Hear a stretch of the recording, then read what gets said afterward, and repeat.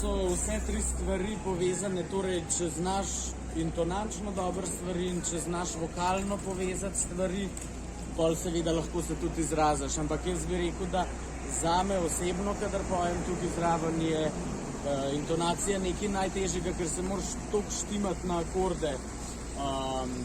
Ampak ja, jaz upam, da bomo zdaj nekako vse to troje skupaj izgledali.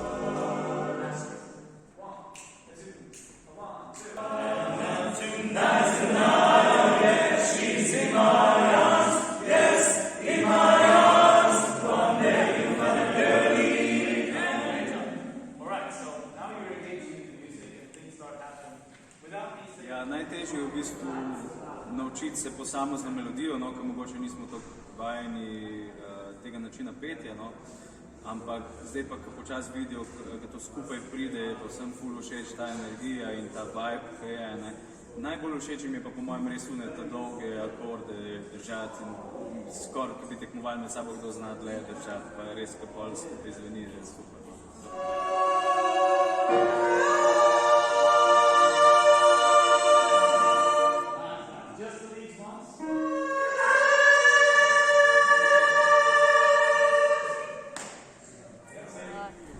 Ja, za moje fante je v bistvu to ena prvih pevskih izkušenj, sigurno pa prva taka še z drugimi člani in drugimi pevci. In najtežje je po mojem res ta harmonija, ki je mogoče v barbershopu res toliko drugačna od naše, ker imamo mi ušesa s tem, kar smo zrasli.